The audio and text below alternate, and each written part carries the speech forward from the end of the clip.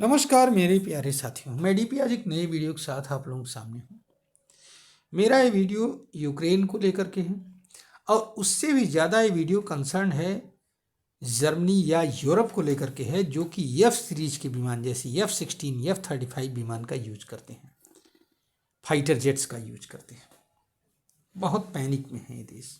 एक खबर आई है EU टुडे की 9 मार्च 2025 की है और ये खबर जो है इसका टाइटल कुछ इस प्रकार से है कि Germany concern over F-35 kill switch एमिड US policy shift. जब इस खबर को पूरा पढ़ा और बाद में अन्य स्रोतों से भी जब इसकी तलाश की गई तो कुछ इम्पॉर्टेंट बातें निकल करके आई, जिसको मैं आपके सामने शेयर करना चाहता हूँ। आप सभी लोग जानते हो कि यूएसए ने पॉज कर रखा है यूक्रेन को, जो भी मिलिट्री एड जानी है उसको पॉज कर रखा है, यूएसए ने रोक दिया, जो जहाँ पर है वहीं पर। अभी तक यूक्रेन क्या करता था, F-16 विमानों का यूज करता था रशियन मिसाइल के अटैक को रोकने के लिए और रशियन एयरक्राफ्ट्स के अटैक को रोकने के लिए, ठीक। लेकिन आजकल ये विमान जो हैं नहीं यूज किए जा रहे हैं। अब यूज किया जा रहा है मिराज 2000-5 वर्जन, 5th जनरेशन का एयरक्राफ्ट मिराज 2000 का वर्जन है, इसका यूज किया जा रहा है। दरअसल इनमें हुआ क्या, तो हुआ ये कि जो पहली बात तो ये जानो कि ये जो F-16 विमान है इसको यूक्रेन ने लिया है वो यूएसए से डायरेक्ट नहीं लिया है, उसने लिया है यूरोपियन यूनियन के सदस्यों से, अर्थात नेटो कंट्रीज, नेटो एलाइज से, ठीक। पहले तो ये जान, अभी 7 महीने पहले विमान लिए गए हैं, ये भी जानते रहिए। और अब इनका सॉफ्टवेयर जो है सिस्टम खराब हो गया है, अर्थात अभी काम नहीं कर रहे हैं, ठीक। कारण क्या है, पहले आप इसके मेथड को जानिए कि ये फंक्शन कैसे करता है। तो होता यह है कि रशियन जो मिसाइल छोड़ते थे वो अपने राडार से गाइडेड करके वो मिसाइल छोड़ी जाती थी और वो मिसाइल जो है उसी राडार से ही गाइडेड होकर के सीधे कहाँ पहुँचती थी, टारगेट तक। F-16 विमान क्या करता है, ये ऊपर उड़ता है और जो रशियन मिसाइल्स, जो रशियन राडार से जो फ्रीक्वेंसी निकलती है, वेव्स निकलती है, जो उस मिसाइल को गाइड कर रही होती है अपने टारगेट तक पहुंचने के लिए, उस फ्रीक्वेंसी के उस वेव को ही जाम कर देता है F-16 विमान, क्योंकि इसमें एक सिस्टम लगा होता है, उसको कहा जाता है इलेक्ट्रॉनिक वारफेयर पॉड, और इसमें एक सॉफ्टवेयर होता है, उस सॉफ्टवेयर का नाम होता है ALQ-131 सॉफ्टवेयर, ठीक। अब ये जो ALQ-131 सिस्टम लगा हुआ है, सॉफ्टवेयर सिस्टम लगा हुआ है, सॉफ्टवेयर लगा हुआ है, ये क्या किया जाता है कि इसको बीच बीच में अपडेट किया जाता है। असल में होता है कि जब रसिया देखेगा कि हमारी मिसाइल भटक गई है तो अपने राडार के फ्रिक्वेंसी को चेंज कर देता है, क्योंकि वो जानता है ये चीज़ हुआ है। तो जब फ्रिक्वेंसी चेंज हो जाएगी तो इसमें ALQ-131 जो सिस्टम लगा हुआ है उसको भी अपडेट करना पड़ता है, जिससे वो उस बदली हुई फ्रिक्वेंसी को पकड़ पाए और फर्दर जो है उन मिसाइल्स को, रसिया के द्वारा छोड़ी गई मिसाइल्स को टारगेट तक पहुंचने से रोके, ठीक। अब ये जो ALQ-131 सॉफ्टवेयर सिस्टम है इसको अपडेट केवल कर सकता है यूएसए और कोई नहीं, यूक्रेन नहीं कर सकता, वो चाहे तो भी नहीं कर सकता, क्योंकि समझौता ही इसी प्रकार का है, ठीक। ये जितना भी मिलिट्री सिस्टम है, F सीरीज के विमान वगैरह होते हैं या जितनी भी सेंसिटिव मिलिट्री सिस्टम्स हैं वो आते हैं मिलिट्री इलेक्ट्रॉनिक वारफेयर के अंडर में, ठीक है, सेंसिटिव मिलिट्री इलेक्ट्रॉनिक वारफेयर। और यूएसए के अपने जो arms trafficking in arms regulation rule है उसके तहत ये डील होते हैं। इसके तहत होता क्या है कि गवर्नमेंट जो है, यूएस गवर्नमेंट का अप्रूवल लेना होता है किसी भी प्रकार के सॉफ्टवेयर या हार्डवेयर में इन विमानों के चेंज करने के लिए, ध्यान रखिएगा। तो सॉफ्टवेयर में भी अगर कोई अपडेशन करना है तो उसके लिए यूएस गवर्नमेंट से आपको परमिशन लेनी पड़ेगी। जब तक ट्रम्प सही थे तब तक तो सही था, अब ट्रम्प ने उसका अपडेशन ही बंद करवा दिया है। अच्छा, खासियत ये कि यूरोप को ये बात अब जाकर के पता लगी, 10 साल से ये विमान यूरोप यूज कर रहा है, लेकिन यूरोप को ये पता ही नहीं था अभी तक। कारण क्या था कि जब से विमान लिए गए हैं, नेटो कंट्रीज या नेटो के एलाइज कहीं कोई युद्ध तो उन विमानों से लड़ने गए नहीं, तो उनको ज़्यादा इसकी टेक्निकलिटी ही नहीं पता हो पाई। और इसके पता लगने के बाद में अब रसिया थोड़ा सा जर्मनी भरना गया है, क्योंकि जर्मनी F-35 विमान खरीद रहा है।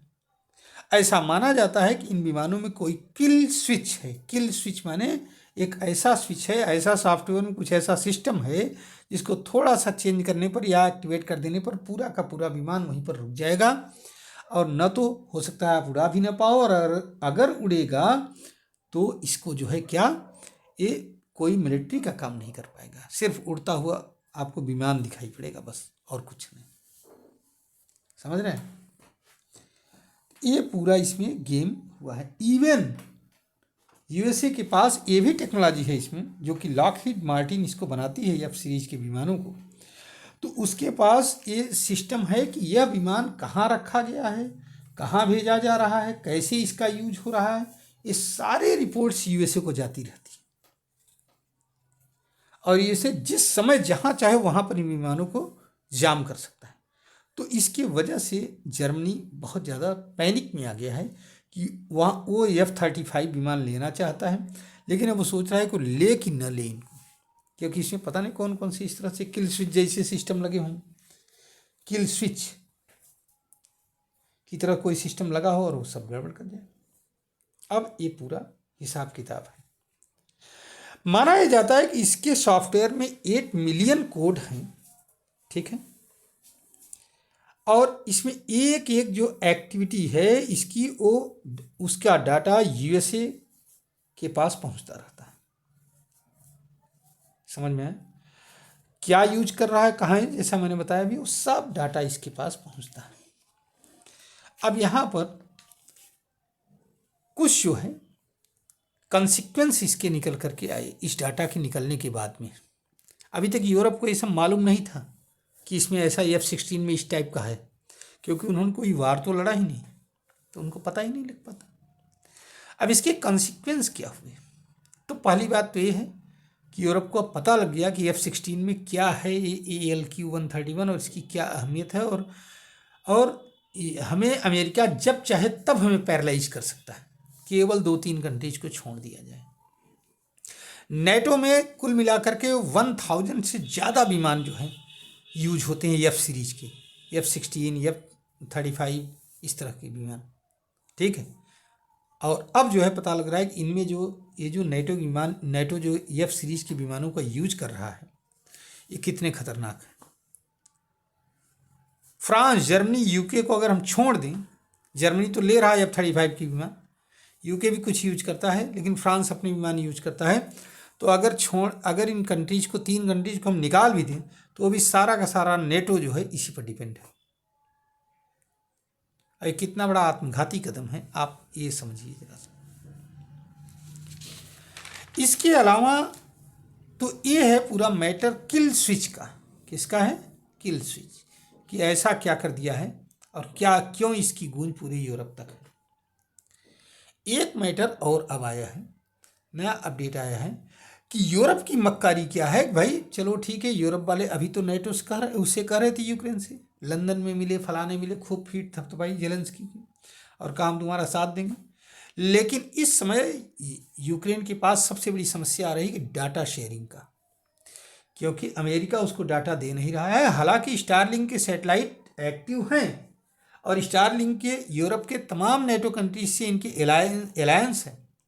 यूरोप के भी अपने सैटेलाइट सिस्टम हैं जो कि एक्टिव है, ठीक है, लेकिन नीदरलैंड्स वगैरह के साथ प्रॉपर समझौता है स्टारलिंक का और यूरोप का। लेकिन पता नहीं क्यों यूरोप जो है जानबूझ करके क्या कर रहा है, डिले कर रहा है पूरे सिस्टम में, डाटा देने में डिले करता है। और इसकी वजह से अभी तो बर्फ़ पिघलनी शुरू हो गई है यूक्रेन में, और इसकी वजह से जो है यूक्रेनियन सैनिक जगह जगह कोर्स के एरिया में जो है 15-16 हज़ार सैनिक करीब घिर गए।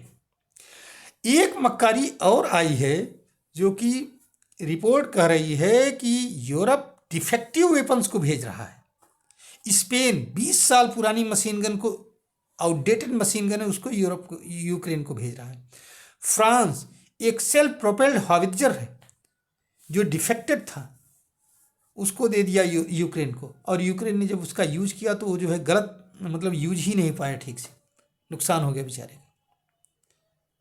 समझ सकते हैं आप यूरोप की मक्कारी देखिए। ये लोग, इन लोगों की मक्कारी की हदें क्या हैं ये आप तब जान पाओगे जब अपने ही देश में कांग्रेस के पीरियड में जब वो आता था, मतलब नेचुरल कैलेमिटी आती थी, तो उनमें जो दवाएं आती थी भेजते थे यूरोप और अमेरिकन कंट्री। दवाओं के नाम पर ये लोग अपने यहाँ के आउटडेटेड कॉस्मेटिक्स भेजते थे हम लोगों को, फटे पुराने कपड़े भेज देते थे जो कि सड़े गले होते थे, और हमारे देश की सरकारें उन्हीं सड़ी गली चीज़ों पर उनकी सराहना करती थी कि हमें यूरोप ने इतना एड दिया। आज यूक्रेन इस बात को झेल रहा है, ये रिपोर्टें आउट हुई हैं। दूसरी बात, एक नया डेवलपमेंट ये हुआ है जो कि कहीं किसी न्यूज़पेपर की खबर तो नहीं है, लेकिन हाँ ये है कि कुछ जो ब्यूरो खबर जिसको कहा जा सकता है उसकी वो है कि यूक्रेन, रशियन और अमेरिकन प्रतिनिधियों के बीच में एक मुलाकात आज या कल के बीच में सऊदी अरब के रियाद में होने वाली है।